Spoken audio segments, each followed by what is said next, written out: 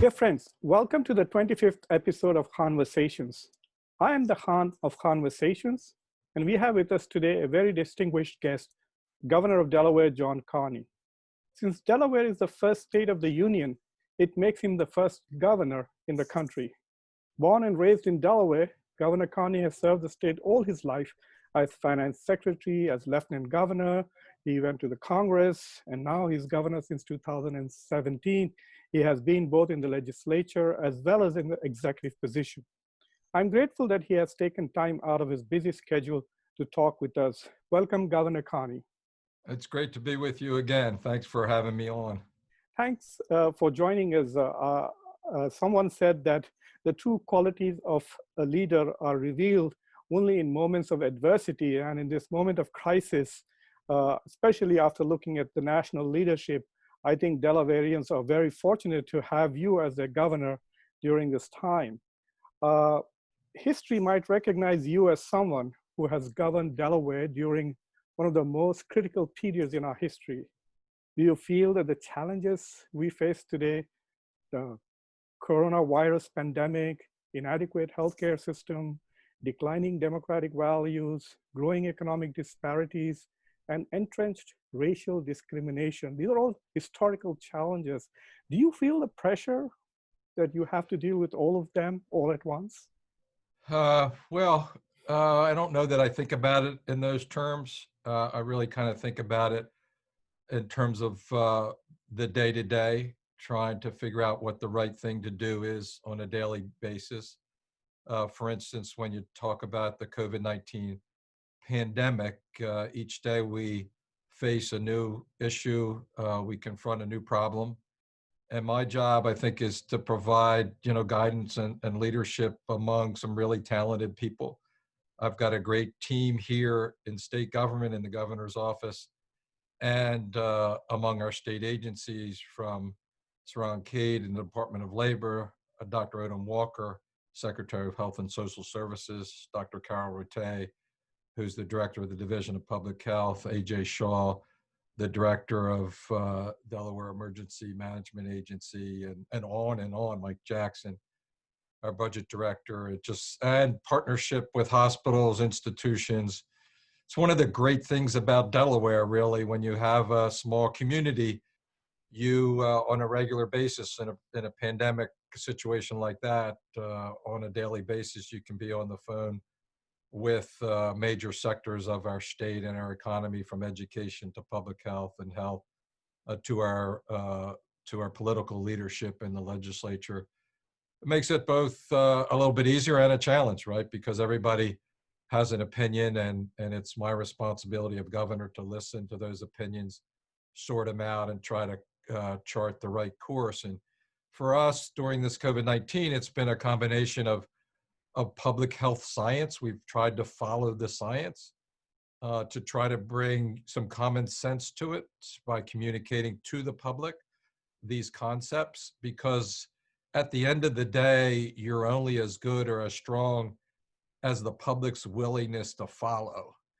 And if they lose confidence in that for whatever reason, or they lose patience with that, as we're seeing recently with trying to carefully reopen sectors of the economy, it just gets harder. And so it's clearly a balancing act. And to the larger question, history will sort all that out. My job is to approach each day with the same kind of philosophy and vigor, and understanding that people are listening when I talk, and that the messaging that we do has to come from the heart and has to reflect the science, and fundamentally has to be, in my view, about bringing people together and moving forward together, as opposed to, creating divisions at a time when you need solidarity. I know that you were a sportsman and you went to college on a sports scholarship. And I remember my coach used to tell me, don't worry about what you have to do to win the game. Just make sure that you don't get out on the next ball. So just play the next ball, and then the next ball, and then the next ball, and then we'll see where we are every a few days or few minutes. This is cricket, so it takes several days sometimes. Uh, there is a lot of, one of the problems that we have today is there's a lot of misinformation out there and disinformation out there about COVID and motivations of politicians. Uh, I would like you to succinctly tell us, how badly have we been hit by coronavirus? How much damage has it caused to us and to our economy? And how much harder we will have to work to recover? Yeah, so that's really a big part of it, right? Is assessing the damage to various sectors, the toll, the human toll. We are now closing in on, I think the number today, I looked at it earlier, was I think 370. 386 Yes, sir. precious souls who've succumbed to the disease, mostly frail, physically frail senior citizens, but still precious lives. And every life is precious. I've listened to small business owners some who are very new to business, some who are third or fourth generation family businesses, and they're seeing all their work that they put into their heart and soul over generations in the case of family businesses that go way back, and then in the case of days and months and years for those new younger small business folks, and they see it just kind of collapse before them because they're a restaurant or a bar and they have to be closed because we have a stay-at-home order and folks aren't coming into their establishment. We've closed retailers, and all that's the science of protecting the spread, right? If we didn't do all those things, the situation would be very worse, right? And so that is the other side of it, right? That drives it. And that is the threat of the virus. Going into it, we didn't really understand the risks involved, which populations and demographics, in terms of age, in terms of economic status and the rest, who were most at risk. And so we basically isolated all sectors as much as we could do to prevent the spread of the virus and to protect those that are ultimately were most vulnerable, our senior citizens. So it's really a balancing act that at the end, as we've come to this reopening stage, based on, again, science from the CDC and the NIH, we had to assess and the continuation of shutdown orders that have kind of ravaged the economy. And that's, you have to have a healthy community and a strong economy. It's not an either or proposition. And so that's been the challenge for us on the decision-making side. Well, before we went into this George Floyd related crisis, and I'll talk about it a little later, it was apparent that the coronavirus it was like a double punch. One is that it was a health crisis, which was killing a lot of people, affecting a lot of people, and people who are recovering from coronavirus, who were infected, may also have serious long-term physical and mental health issues.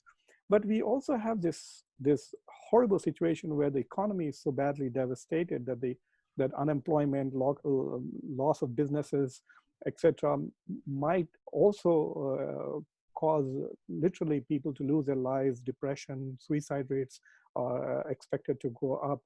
So how do we, I know we have not fully assessed what economic damage Corona has done, but are we working on some kind of an economic plan to revitalize the economy whenever we come out of it, hopefully by July or August? Yeah, so absolutely. The role, the governmental role for that really is at the federal level, because they can borrow money, and they have.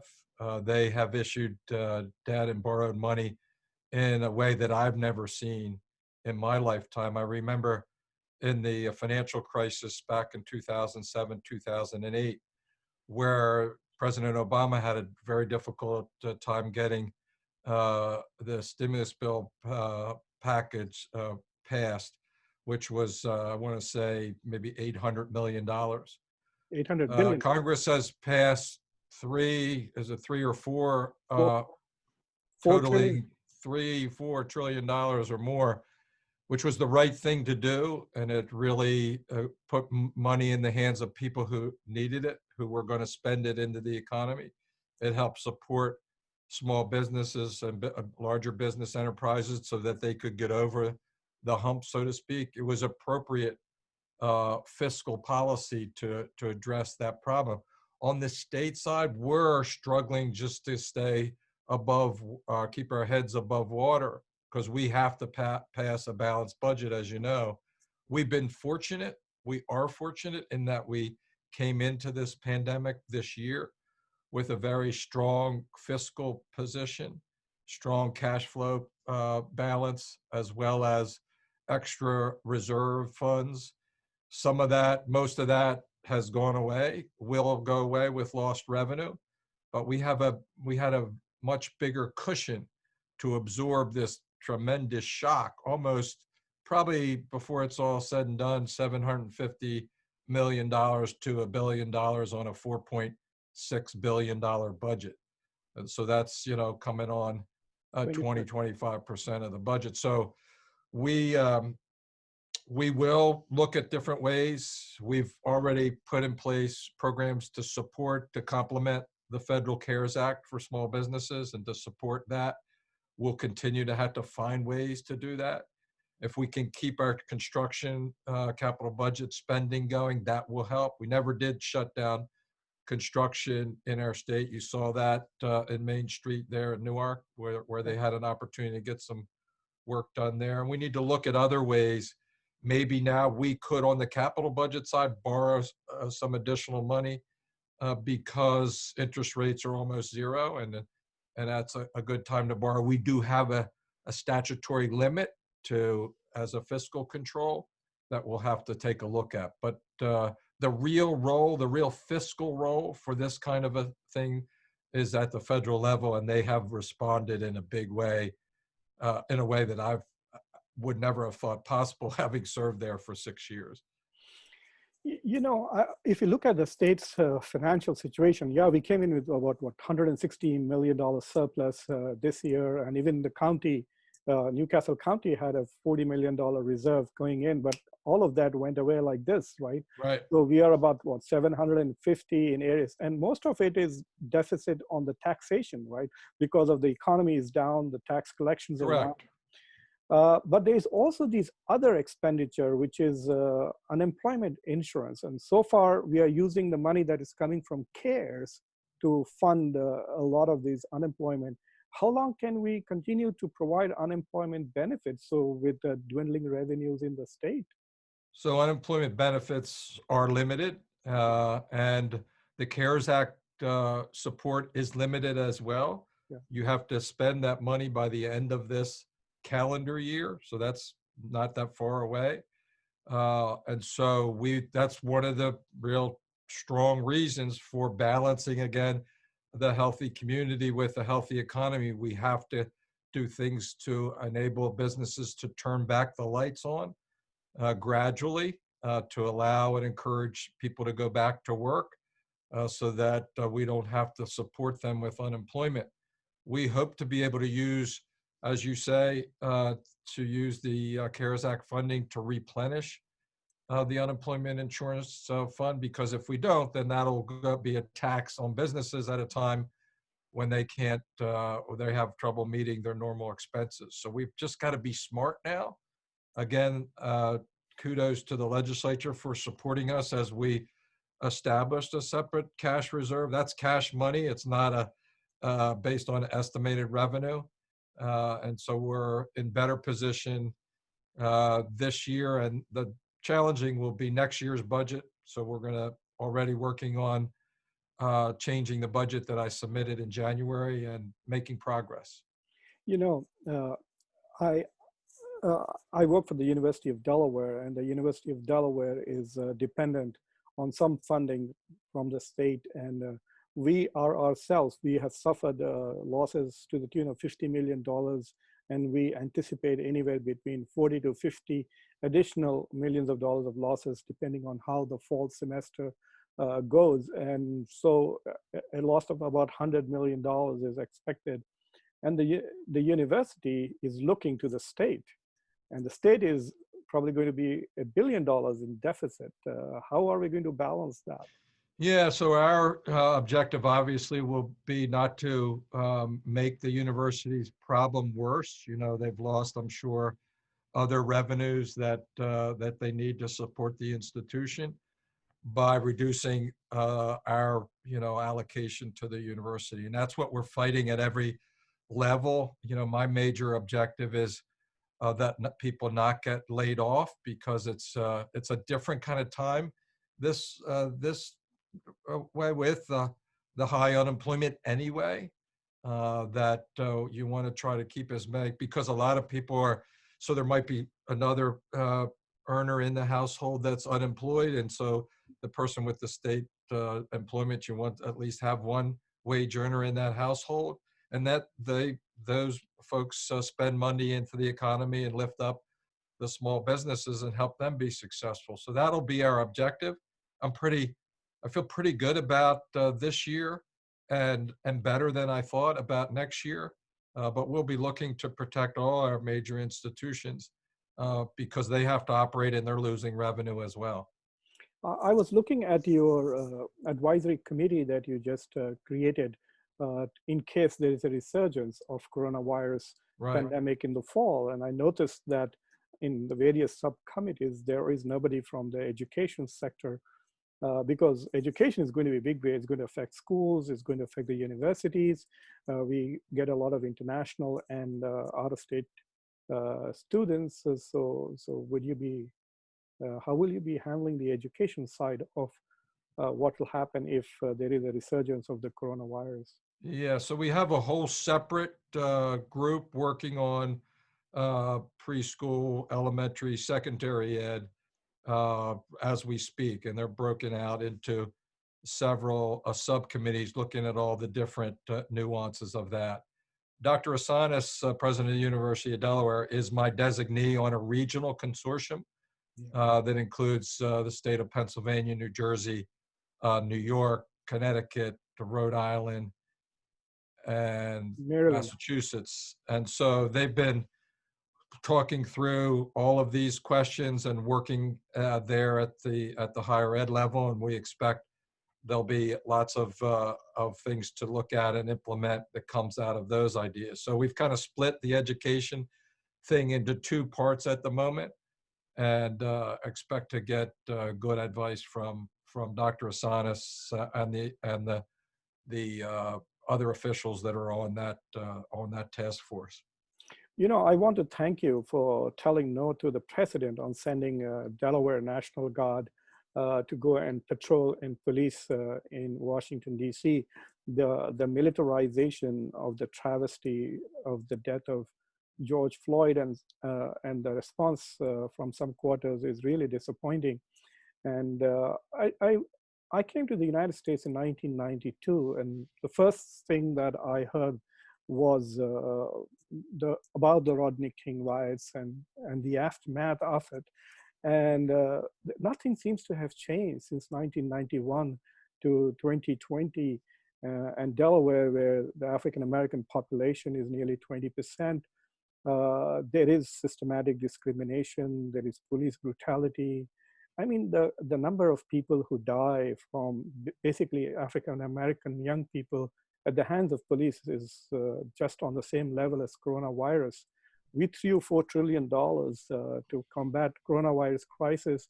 What are we doing to deal with this inequity and social injustices that are so entrenched in our culture and society?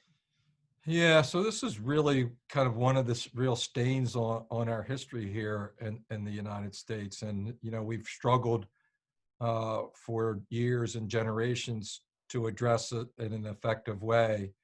You know, I was a young boy in 1968, a 12-year-old, when we saw the violence in here in our city and across the country after the assassination of Martin Luther King. And I watched as a young boy the demonstrations of the time, peaceful demonstrations mostly. The violence was violence perpetrated by law enforcement against the peaceful protesters, mostly when it happened. And so as I thought about a career in public service, it was always something that I wanted to address in a way, in whatever way I can. And that's been part of my motivation as an appointed official here in Delaware and as an elected official. And so for someone like me as a governor, and when I was a member of Congress, you just have to think about, okay, what can I do? Part of that is listening, right? Right now, I had a meeting in my office the other day with understandably some very angry young people, young African Americans mostly, there in my office as we tried to talk to them about peaceful demonstration that they're putting on, and the risks involved in that, and what are the kinds of things that we can do. I always look to try to find things practical that we can do, and I think obviously one of the long-standing grievances is the relationship between the communities of color and our law enforcement. And one of the first things I did after being elected was to call Secretary Coop in and Colonel McQueen and tell them that I reinforced something that Governor Markell had started with respect to training for Delaware State Police and others on what's called de-escalation techniques. So in very tense situations, instead of doing things that escalate the tensions and make matters worse, to have techniques to do just the opposite. And something that is part of their training now, and something that we need to ramp up. But there are other things that we can do. The most important thing that I'm doing, in my view, in addressing the systemic inequities that fuel so much of this anger and frustration, is improving and leaning into the educational services for children of color and those from disadvantaged backgrounds. And it's been frustrating for me, frankly. The motivation for that, frankly, comes from my father, who's passed away a few years ago. But he spent his career, a big portion of it, working in the old Wilmington Public School District. And his job was special services for those children. And so he understood at a very, on the ground level, the challenges that they faced. And I can remember him in the mid 1970s talking about how much we needed to do to invest in early childhood education, just to pick one thing. And so it's always, and he always felt that education is the solution to so many of these problems. Obviously, there's so many other facets to it. And that's not, frankly, necessarily what people want to hear when they see a young man who's killed by a law enforcement officer. And that has to be addressed as well. But as governor, at one level, I need to listen and hear, and then convert that into positive action. And that's what we're trying to do. You must be familiar with the episode in Central Park in New York. The bird watcher was a Harvard graduate. So he could have been killed like Ahmaud Arbery or George Floyd if the cops had turned up. Education would not have prevented that. And that is the scary part, that we actually have two problems. One is the problem of policing, the techniques of policing. Right. And the other is the fact that the community is so marginalized that they do not have equal access to education. And even in the coronavirus pandemic, it is obvious that there has been a disproportionate impact on the African-American community. More of the African-American people have died as a result of coronavirus pandemic. More of them do not have access to healthcare. So there is this deprivation from benefits that the state provides normally, freedoms, equality under the law, and other material benefits. And then on top of that, we have a police force. I was thinking maybe we need to have a drone dedicated to every cop, a drone flying over every cop, live broadcasting whatever the cop says and does to the cloud with no interference from seniors, because the Minnesota episode was so scary. The police report was false. The images were so clear, the charges were so low. So it kind of reduces the confidence in the legal system. We thought that body cams would be game changers, but we still had George Floyd with all the world watching. And that is something very troubling going forward, don't you think so? Well, it is it is troubling, but at the same time, it's certainly not that simple either. I would submit. I've have lots of contact with Wilmington Police Department. What I saw on last Saturday was restraint. What I saw on last Saturday was very different than what we might have seen in years past. I see these young officers, and they're young. They're 25, 26, 27. It's a new generation of officers. They're being trained differently. I see a lot of really good officers, and I know, when temperatures are hot like they are now, folks don't want to hear it, but it's just not that simple. There's every law enforcement officer on the street is not a bad cop who's going to not protect you, but harm you. And that's just not real. So we need to deal with the real. And I think some of the things you mentioned are the things we have to do. It's training, it's recruitment, it's continuous training, it's leadership. You know, law enforcement and policing is a very difficult and challenging. There are bad guys out there. As governor, I see them, and it's not that the vast majority of the protests we've seen and the protesters have been peaceful and well-meaning, even with all the anger and rage that's part of this history. But there are also opportunists and who ruin it for the rest, frankly. My job is to keep all those folks safe, right? And and to provide the leadership through the leaders of our police agencies. And I'll tell you a quick story, if I may. Sure. There was a protest in Dover that just spilled over out onto Route 13 and ultimately up to the state police headquarters there. And it went on for several hours, and the protesters were throwing rocks that were in a rock garden at the Chick-fil-A across the street, and went on and on and on. Ultimately, at about midnight or thereabouts, I'm told Colonel McQueen grabbed the megaphone and spoke to the protesters and told them that he respects the right to be doing what they're doing other than the violence and vandalism, and asked them if they would disperse. And they did. And I think it's a message for all of us, but it also shows that it takes that kind of leadership and that kind of risk. It's certainly not as simple as saying that, all law enforcement officers are bad and we need to do XYZ things. We need to do XYZ things. We need to make sure that we have good quality officers and they're well trained. And we need to sort out well-meaning from folks that aren't well-meaning so that we can have a peaceful, safe community. I think what we need is a couple of dramatic moves which underscore transparency and signal a genuine willingness to do things differently. And I think as far as the African American community is concerned, they're not getting that message. My next conversation is on this particular issue, and I'm speaking to a lot of African American leaders about that. And I think what they are looking for is not a magical transformation overnight, but a signal that the leadership in this country, and both at the state, at the local, and the national level, is genuinely concerned about rectifying this particular aspect of it.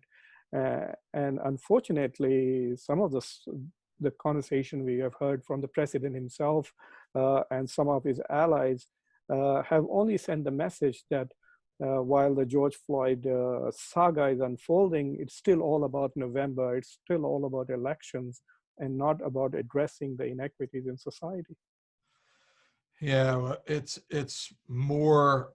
frankly infuriating what we've heard to the White House over this last week. I was on a call with the nation's governors on Monday, where he basically was shouting at each and every governor who has the responsibility of protecting their citizens of their state and property, that if they didn't do it with their National Guards, he was going to send the U.S. military in.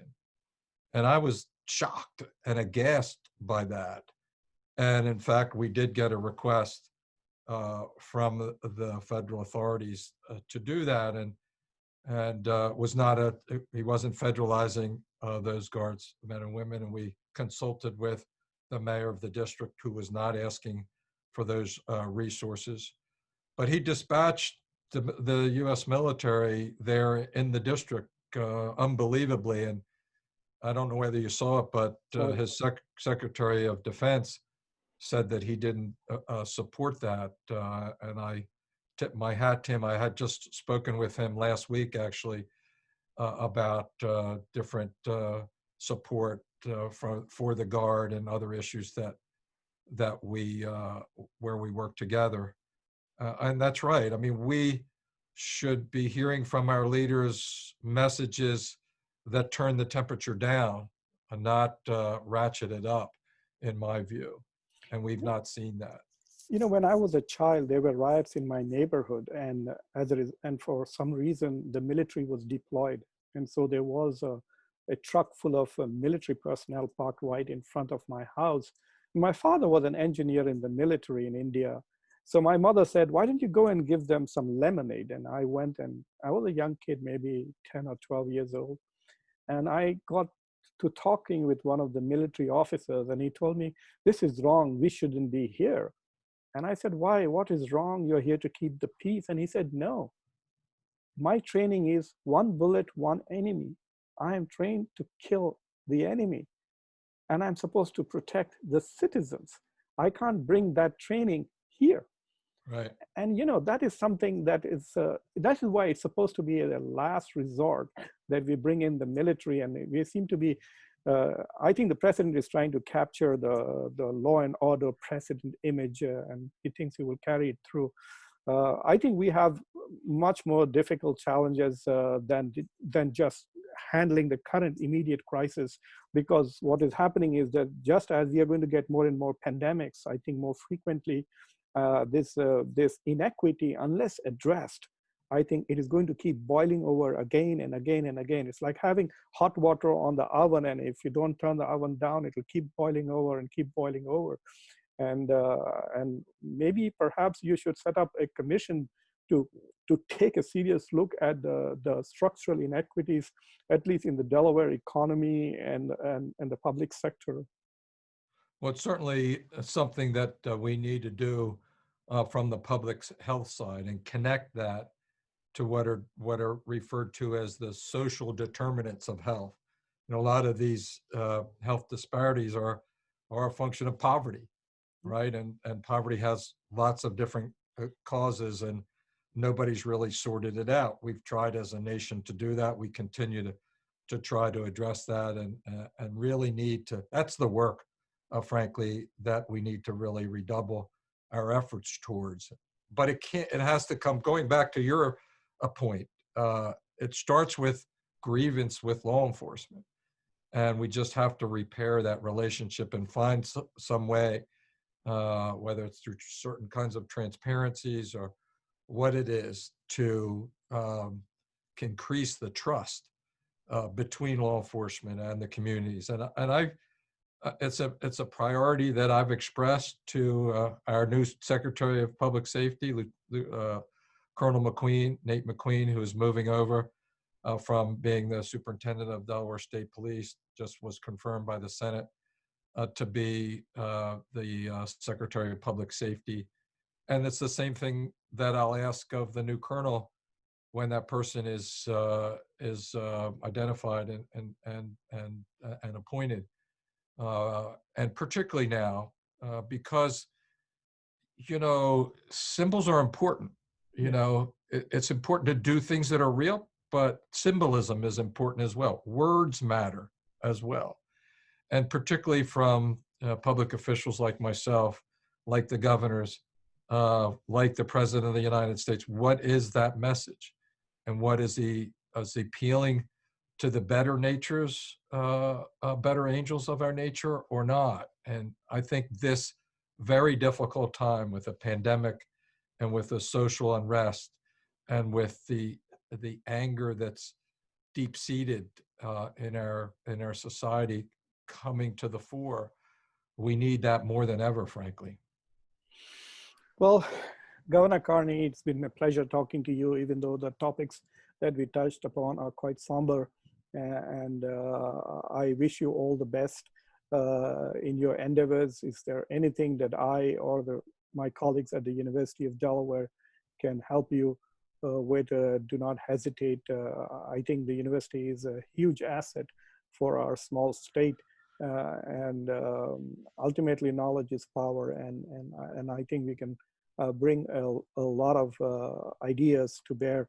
But I do agree with you that it is important that as quickly as possible that some major symbolic steps be taken in order to at least send the signal that the powers that be are interested and serious about making a change. The change cannot just come from the top. The change will have to come from the top and the bottom. The changes will have to come from all communities. So I'm extremely grateful that you have taken the time out to talk to me. And I also want to thank you for your leadership in these moments of crisis. And I wish you all the best. Thank you very much. Yeah, thank you very much. It's it's really good to be part of the conversation. I love that. And to have this really serious talk with you today. And you always have great ideas. You're right. The university is an incredible asset for our state and can help us on just about every one of these issues. Thank you very much. Thank you.